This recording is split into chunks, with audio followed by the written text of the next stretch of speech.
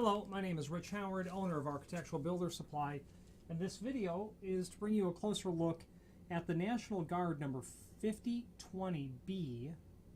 This is what's called a brown Batwing self-adhesive gasketing.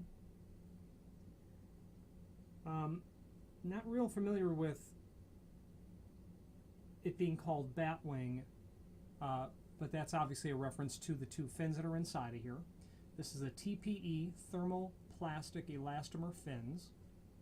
This is a rigid vinyl back around the backside, but then the TPE, a much more pliable sort of material for the two fins that are in here. There we go. The 5020 is a reference to the size and to the profile of this. The B means brown. It's available in white and charcoal as well. This is 7/16 by 7/16. Let's check that out.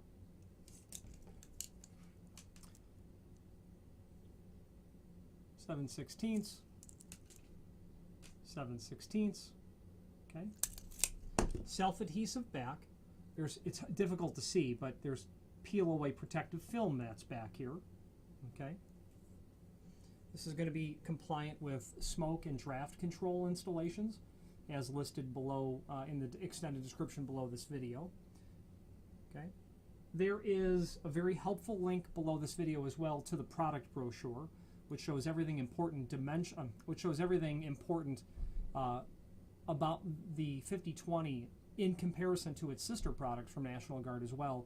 That product brochure is nice so that you can compare this against those other items from a single manufacturer in a single category so that you can make the best informed decision. You can see there that it's also listed in the available lengths. There's a CL for clear listed as well, which is available. I didn't mention that earlier. Yeah, that's no problem. You can see from the diagram how and where it's to be installed. All right in the inside corner between the face of the stop and the rabbet of the frame is where you'll install that.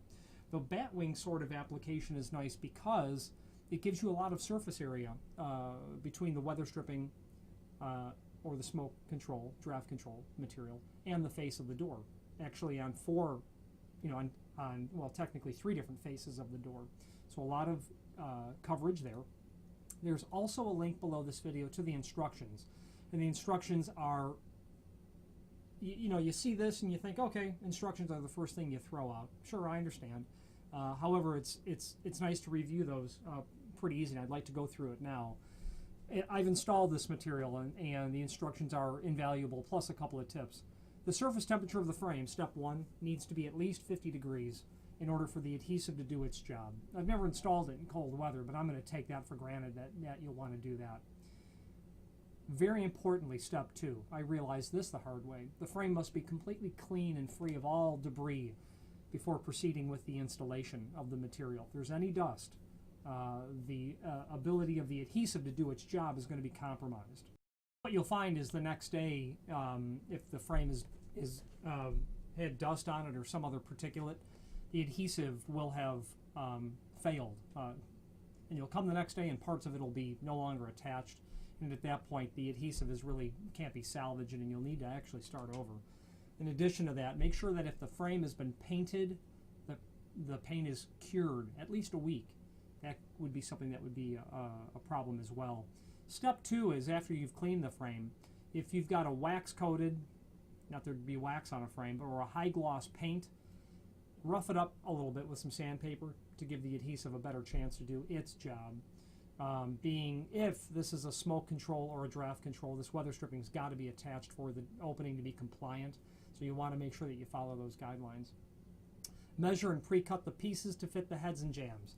You'll be able to cut this stuff. You'll be able to even miter it if you can, certainly be able to take that to that point of being able to miter it. And you'll be able to cut your 2 jam pieces and your header, place them in where you need them to be.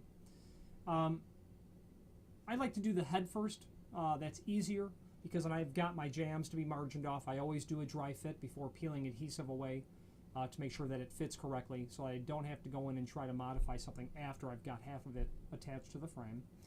Step 4 is to work with 1 to 2 feet of exposed adhesive at a time. I like working with a shorter length exposed because you don't want to unintentionally bump this material on the frame, because then you'll have to pull it off. That will be a problem for the adhesive to go back down when you've got it properly located. Step 5 is to position on the frame where the illustration shows. Yes, on the, like we said earlier, the stop face of the stop to the rabbit, that inside corner is where it goes. Press by apply by apply by pressing firmly. You want to push it on. You don't want to try to push it down like this. Just push it straight on with significant force. Do not remove and relocate. That it will be a problem. And make sure the seal does not impede the operation of the door. Making sure that you've got proper operation of the door after it's installed is certainly critical.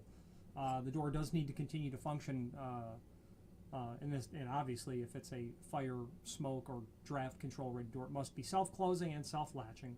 So you want to make sure you're in good shape with all of that. Available in those lengths, as I said before. National Guard is a full-line manufacturer of all things commercial weather stripping related. Not only things to meet code compliance like this, but thresholds, perimeter gasketing, door sweeps, material made of aluminum base, obviously, stainless steel, architectural bronze.